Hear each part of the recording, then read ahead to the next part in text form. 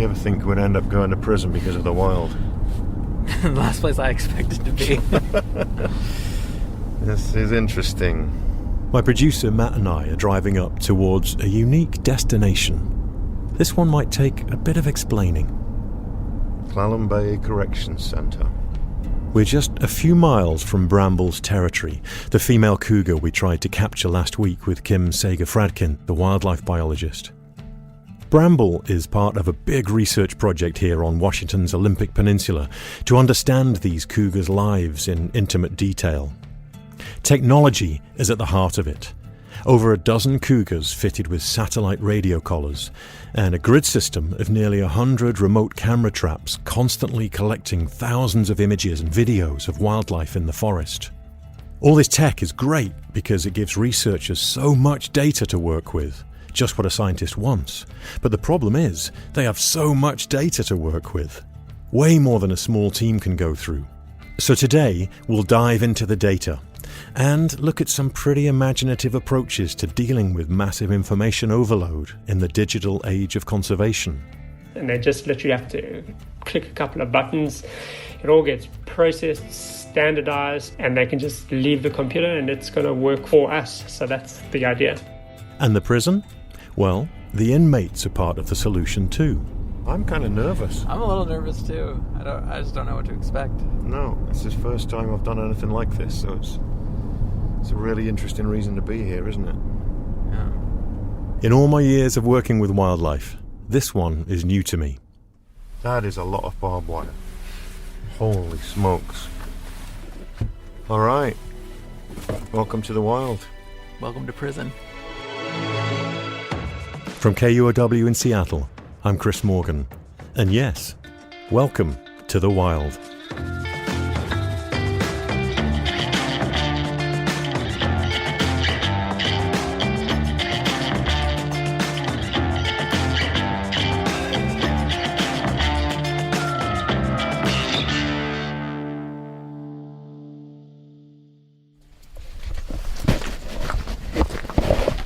Before we head to prison, I find myself in a dusty garage. Oh yeah, there's the old days of tech right there. This is all it right here. I'm with Dr. Mark Elbrock, digging through old cardboard boxes full of wildlife cameras.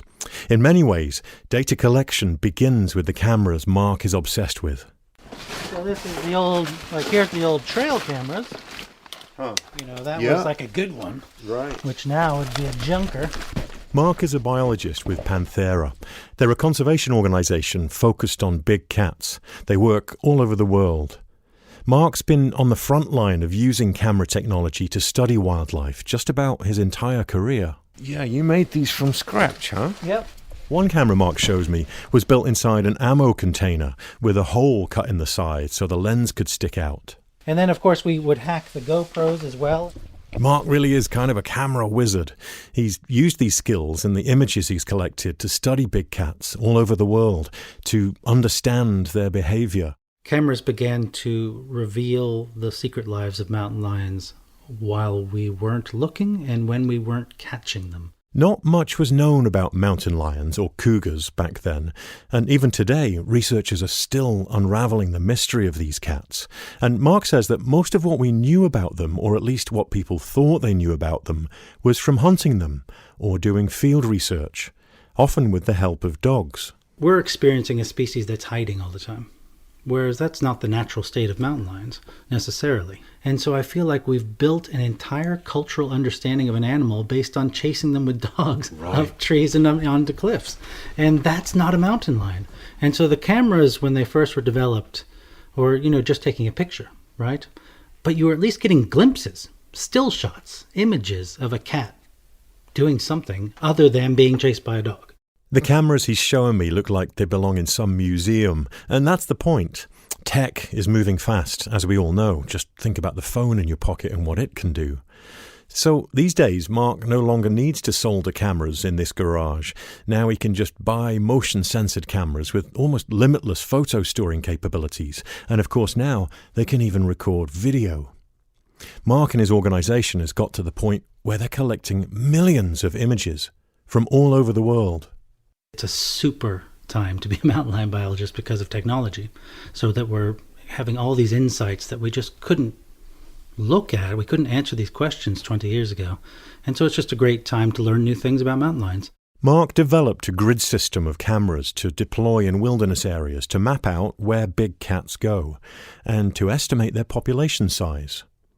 He started using the system in different areas in North and South America where mountain lions are found. He started seeing things from those cameras that he never expected. Still photographs and videos of cougars interacting with each other, even sharing kill sites, eating from the same prey, and being far more social than anybody thought for these elusive animals.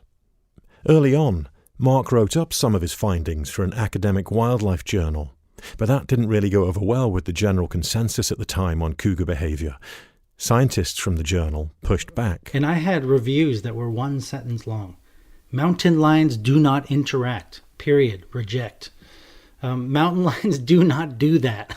Period. Reject. I mean, I'm like, I've got a video right here that says they do. Suddenly, you know? you had And, the proof you needed. His technology was starting to change the way the scientific world understood cougars. Now Mark has partnered with Kim Sager-Fradkin of the Elwha Clallam tribe for this study of cougars on the Olympic Peninsula. They have 74 cameras set up equal distance apart from each other. Each camera is set to take a photograph anytime something walks past the sensor. They're starting to gather tens of thousands of images. That data, combined with the information they get from satellite collared cats like Bramble, will give them a population estimate and where the cats move and ultimately paint a picture of how cougars live in these forests. And this is an incredible opportunity for mountain lion biologists like myself to have that conservation-driven data set to really speak to monitoring and hopefully stewarding and caretaking of an animal population over time. As new technology comes online, the amount of data that researchers like Mark and Kim have to deal with is staggering. In fact, it's more than they can handle. We are so drowning in data, and we need the work done. It was time to get innovative. Kim came up with a novel solution to handling some of this video data. So when it comes to the videos, how do you analyze all of that content? Prisoners. They turned to inmates at the Clallam Bay Corrections Centre. But the night before we head to prison to learn more, I get a text. The text is from Mark, the cougar biologist. It says, "We have a cat on a kill. Are you available for a capture?" How can you say no to that? Especially because you might remember, last time we tried, we failed to capture Bramble, the female cougar. This could be our second chance to see where all of this data begins, a real-life cougar. This time, one of the project cameras has picked up a new cat in a very accessible location. The next morning, we meet up with Kim, Mark, and the rest of the capture crew bright and early at a gas station west of Port Angeles. Deja vu. I know those faces. Energy and expectations are high. We drive about 20 minutes further west of town and up into the Olympic foothills to where the hounds have chased the cougar up a tree. They dart him from a rifle with a tranquilizer, and we wait. Eventually the cat climbs down the tree, and minutes later we're with the sleeping cat on the ground. It's a relief, especially for Kim. The cat is down. Cat is down. It's always the most stressful part for me is after they bail out of the tree and before we find them. Yeah. I'm relieved right now that we found him. The drug did its trick. Cougars can get quite big, but this one is huge. It's a big dude. All right, we're going to scale him. First, they weigh the cougar. 1, 2, 3, lift. 9.6. Is that in kilos? Mark does some quick field math. 79.2. 79.2 times 2.2 is 160 plus another 16, 176, 175. 175 pounds. This is the biggest cougar this team has ever captured on the peninsula. I kneel down right next to the cougar. I want to look at every detail of him. It's an amazing moment being this close to such a magnificent cat. So I've got my hands on the cougar right now, on his shoulder, and he has giant paws about as wide as my fingers and thumb together, the front paws. And I can see his canines, which are, if I pull back here, his canines are about 1.5 inches long underneath below the gum, and a really raspy, coarse tongue, just like a house cat, only 100 times coarser. They put a hood over his head so he doesn't sense what's going on around him, and he's just flat out, completely calm. Everyone's speaking very, very quietly, respectfully. You can even hear the cat snoring. The team goes to work. Everybody's got their job. They have about 40 minutes before the tranquilizer wears off, so they have to work fast. This is all about data collection, and there's a long list of it to gather. Here we go. They take a fecal sample to test his microbiome for diseases or viruses, a small fur sample for genetics. I have a whisker going in. Whisker. A single whisker contains stable isotopes that'll show the nutrient composition of this cat's diet. Mark's now measuring the canines. Oh, look at that. Wow. Giant white canines. Mark estimates the cat's age, 6.5 to 7 years old. This big Tom is a very rare, mature male. Most big males are hunted out, so the data from this guy will be extra useful. All of it, all the information, goes into a database. And then, the main reason for the capture. On goes the satellite collar. Putting the bolts on the collar. Hopefully. Trying to make sure it's tight enough on it. The team names him Moses. And before you know it, the 40 minutes are up. One of the team members injects the reversal drug to bring him round. Moses jumps to his feet, takes half a second to look at us all, and he's off. It's gone. Vanishes into the forest. Did you see that? An important cougar. And now he's equipped to beam back satellite data about his every move. Yeah, I'm just really curious to see where he goes. Yeah. This guy, somebody who's really on the edge of human settlements in a lot of ways, and such a big cat. Yeah, that he has managed to stay out of trouble for all these years is pretty cool. Not an easy thing to do as a cougar in this modern world.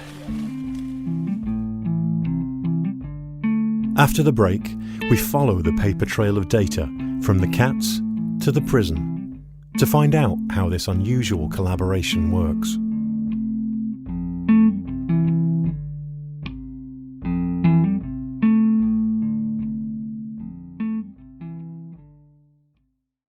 The next morning, it's finally time for our prison visit.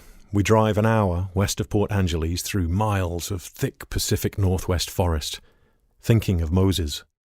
We roll up to the security gate at Clallam Bay Correction Center, and my producer Matt checks us in with the security guard.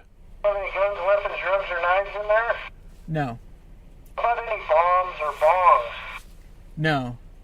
Okay, go ahead and come on into the right-hand parking lot, find the walkway, and I'll get you in. We're buzzed in through the front gate. The correction center is home to 900 inmates. Many of them will never leave. The irony of the surrounding wilderness is not lost on me. We check in at security. We're allowed one audio recorder and nothing else. Then we're escorted in through an echoey labyrinth. Then a grassy courtyard. A few inmates are walking around. We're here because this prison is part of Kim and Mark's Cougar Project too. Finally, we enter the prison's education center.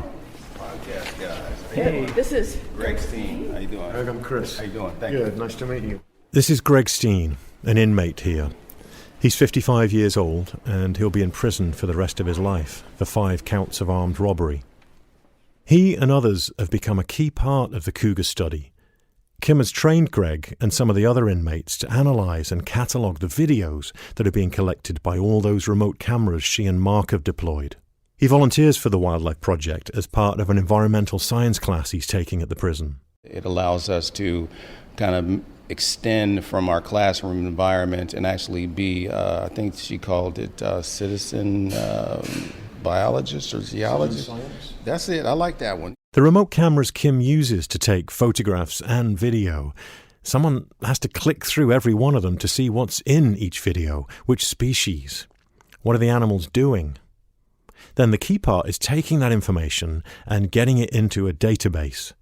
Kim and her small team just don't have the time. Being short of time out there, we have a little time on our hands in here to review things. And she came in here and told us what to do, and left us, and trusted that we would, do as much as we can. And it's these video clips that can reveal gems of secret cougar behavior. Greg is sitting at one of 5 computer screens in the prison classroom, his eyes riveted on the footage.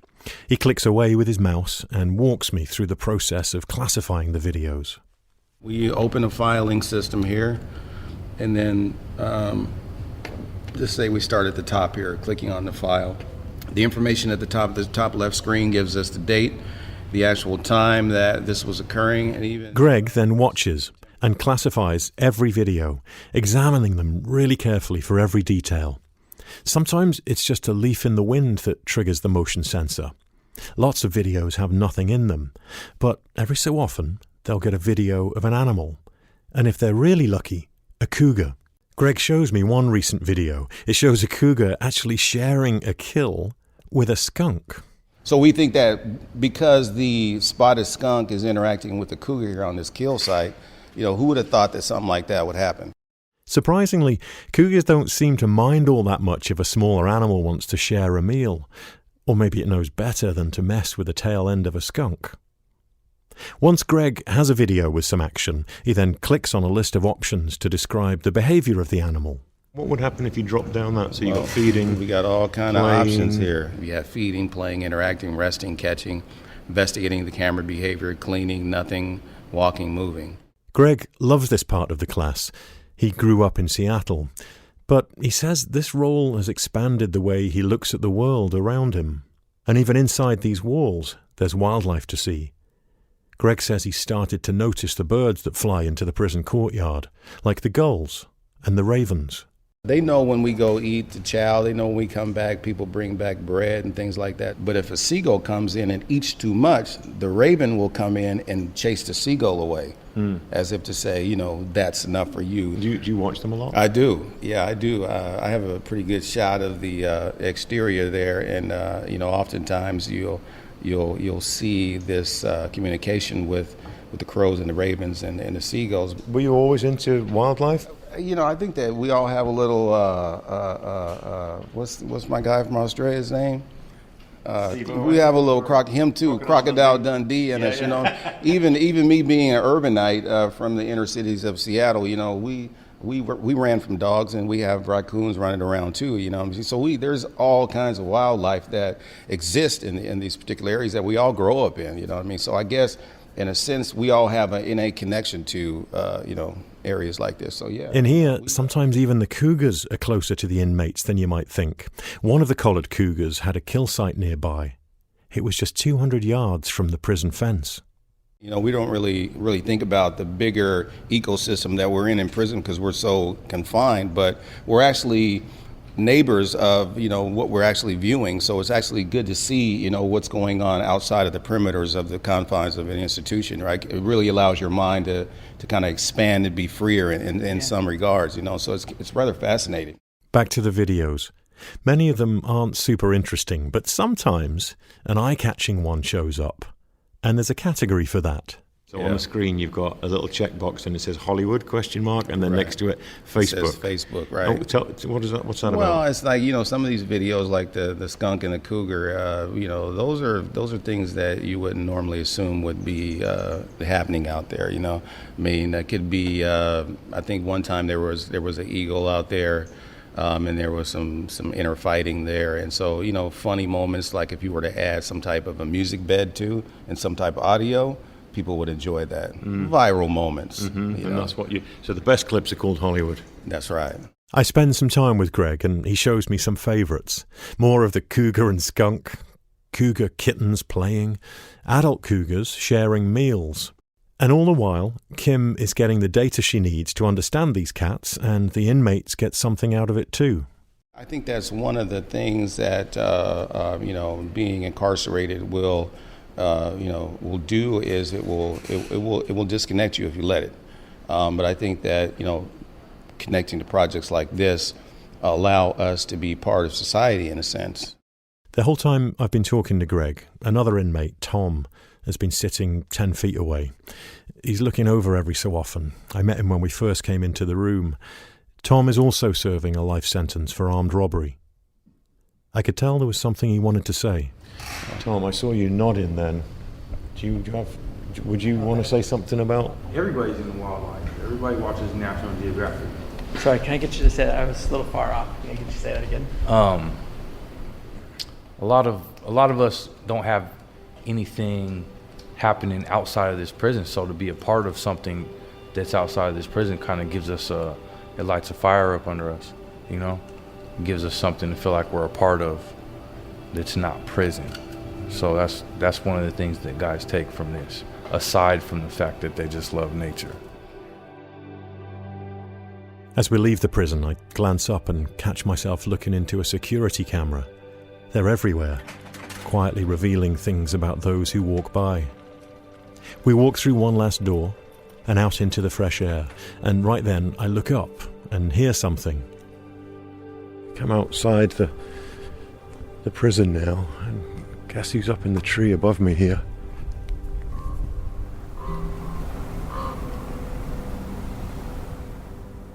That's Greg's raven.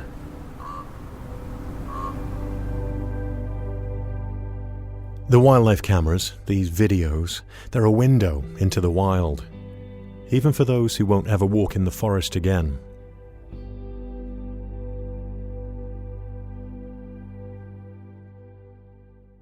But while the prisoners categorize the wildlife camera videos, the amount of data continues to grow.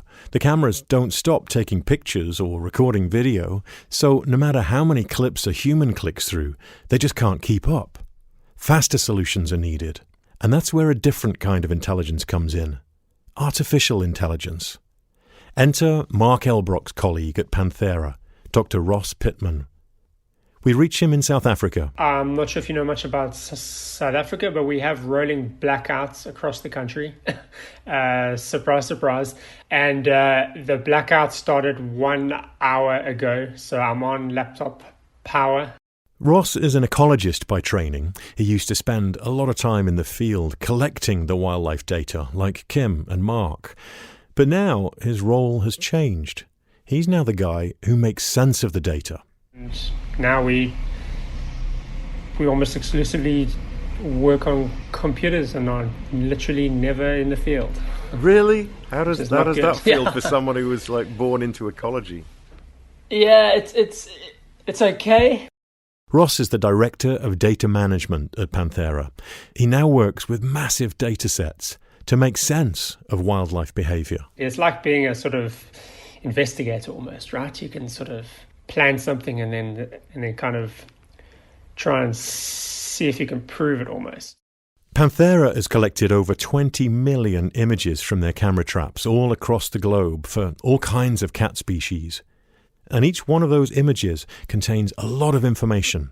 It's not just the cougar or tiger in the foreground. There are many layers to extract. So, for instance, the species that might be in the image, and, for instance, how many individuals there might be, etc., etc. There's lots more that we can actually draw from that. And because of that complexity within the image, the actual number of records we have of information related to our camera trapping work exceeds 50 billion rows of information. That's obviously billion with a B. Yeah. Just hearing that is overwhelming. 50 billion rows of information, more than any army of volunteers could handle. At first, Panthera tried crowdsourcing and a few off-the-shelf software programs to try and manage and analyze all their data, but nothing worked the way they needed it to. Instead, we started to look into new approaches, and that's where the idea of sort of artificial intelligence, machine learning comes into the picture. But a computer program that could analyze wildlife data the way Panthera needed it to didn't exist. So Ross decided he would write the program himself. There was only one problem. Ross didn't know anything about computer programming. Remember, he was a field guy. So he set out to learn all he could about computer coding and how to teach a computer to help turn image data into usable information. He spent a lot of nights on YouTube. It's amazing what you can learn on the internet. You can pretty much learn all of this on the internet. And again, it's 3 years later, Panthera developed their own machine learning program, Panthera Integrated Data Systems, Panthera IDS. Their next step was to teach the computer about wildlife. A computer doesn't know what a tiger or a cougar is until you teach it. It is the process of training a computer or training a program to identify species or specific characteristics within the images. To do this, Ross and the team take images that humans have already identified as a specific species, and they upload them to the computer's database in the cloud. They tell the computer that this is an image of a tiger, this is another image of a tiger, perhaps from a different angle. It takes thousands of images, but eventually the computer will learn what a tiger looks like on its own. It's kind of like remembering a new face at the office. You have to see them a few times before you remember them, especially if you see them in a different place, out of context. You kind of allow it to learn on its own. It sort of learns, for instance, all the specific nuances of specific images and the types of species and the numbers of individuals that reside within those images. Eventually, you end up with a classifier, an actual mathematical model that is capable of predicting onto new images that it's never seen before. It makes total sense, the phrase machine learning. It's very much learning like a human would, right? And it's just a machine that's doing it instead of a person learning the difference between an apple and an orange. Yeah. The computer now has a classifier. It's classified the species. It's learned it. But the computer also has to learn about other species in that location too, so it can tell the difference, and even the backgrounds of the photographs. So what a computer learns about one place might not help it in another. The moment you start having more species in there, your actual training process becomes a lot more complex in that you need more camera trapping images to represent each of those species in order to train the classifiers. So the moment you start to work more to the equator, species richness increases. Now you've got loads more species.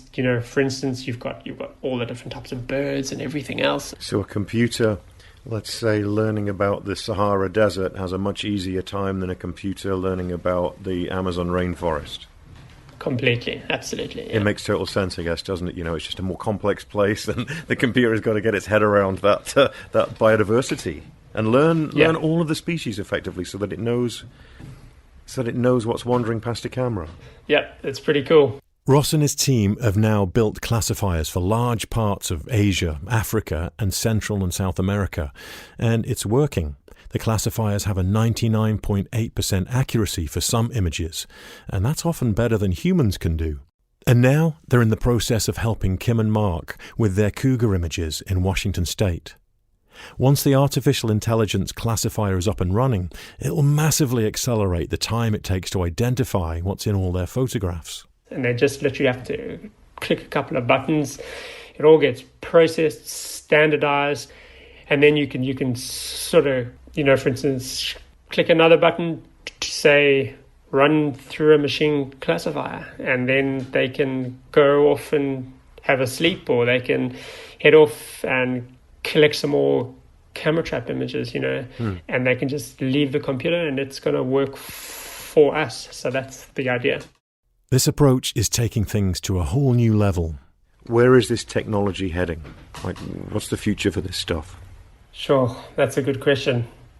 To be honest, we don't know, right? So at the end of the day, it can go wherever we want to take it. Wherever this type of technology takes us, for Ross, it's about order and process, making things more efficient. I hate processes that are not efficient. And machine learning can really help to streamline workflows, to streamline how we actually go about the work that we do. Ross wants to make things better for his colleagues in the field by making sense of all the data they're collecting and using it to help wildlife. But with so many species facing threats, he wants to do this as quickly as possible. These species are, sort of blinking out on us really quickly. We really haven't got the time to spend, processing a huge amount of images and there's a lot more important stuff that we need to be doing. And it's quite a straightforward approach, right? It's why do we do what we currently do? The only reason is because we're running out of time. Ross and the team are on the edge of a new wave of technology, and who knows what data it could help to generate in the years to come for science and wildlife conservation. Kim's project is a good example. The satellite collars, the cameras, the information. They're beginning to uncover more about cougars like Bramble and Moses than was ever thought possible. And time is of the essence for so many species. The faster we learn, the faster we can help them. Whatever it reveals, perhaps the most important thing technology does is help remind us about what's out there, the secretive wild animals, and the places we're all connected to. There's nothing artificial about that. We have a lot of incredible images from our trip to the Olympic Peninsula, including photos of Bramble and Moses. You can check them out on our Instagram at The Wild Pod. On the next episode of The Wild, I go searching for owls. These wild animals are out here among us. And if we can be with them and not changing their behavior and watching them go about their lives, gosh, we can't have enough of these experiences. We'll meet a man who's devoted his life to photographing owls in the hopes of teaching the world how to protect them. The Wild is inspired not just by nature, but by people who work in it, love it, protect it. We have more information on our website, thewildpod.org. The Wild is a production of KUOW in Seattle, in partnership with my work at the Uproar Fund. Thanks to Sandy Dimmel and everyone at the Clallam Bay Correction Centre for their help with this episode. Our producer is Matt Martin. Jim Gates is our editor. Our production team includes David Brown, James Bretz, Juan Pablo Chiquiza, April Craig, Megan Farmer, Dyer Oxley, Tio Popescu, Mariah Powell, Brendan Sweeney, Jeannie Yandel. Our theme music is by Michael Parker. I'm your host, Chris Morgan. Thanks for listening.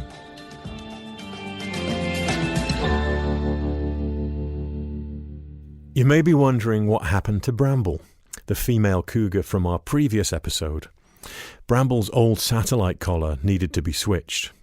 Well, as we finished with Moses, Kim received another satellite update on Bramble's location, and she was close by, so the crew packed up a second time and we went looking for her. This time, Bramble cooperated, and they were able to capture her. So it became a 2-capture day, a replacement collar for Bramble and a new collar out there on Big Moses. A huge success for the research project, and more data to process, of course.